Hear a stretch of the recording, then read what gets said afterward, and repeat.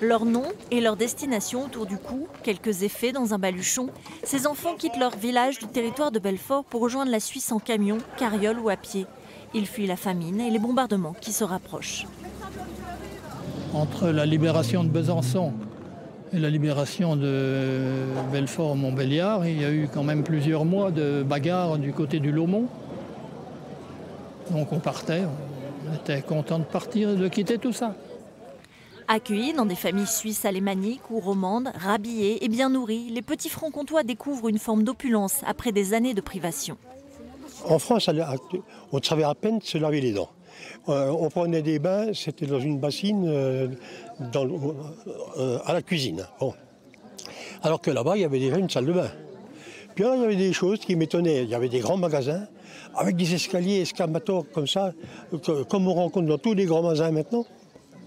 Et ça sentait bon, ça sentait les jouets. Ce transfert de centaines d'enfants à travers la frontière s'est fait par la Croix-Rouge grâce à la mobilisation et aux tractations de la famille Viellard de Morvillard en France et leurs amis et parents, la famille Bourrus à Boncourt en Suisse. Une grande fierté pour leurs descendants qui incarnent ces personnages dans leurs habits d'époque.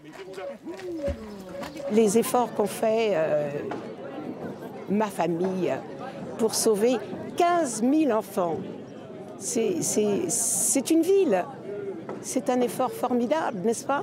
Souvent, on regarde des commémorations et c'est beaucoup mieux de les vivre, même si on le fait maladroitement. Il y avait des imprécisions, il y avait aussi, c'était un peu grotesque parfois.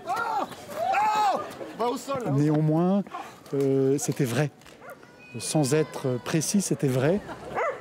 Une véracité portée par les reconstituteurs de l'association Souvenirs et Amitié, renforcée par des collectionneurs alsaciens. S'ils ont l'habitude de raconter les combats et la libération, ils étaient heureux de mettre aussi en lumière cette année cet épisode peu connu de solidarité des Suisses avec les petits Français.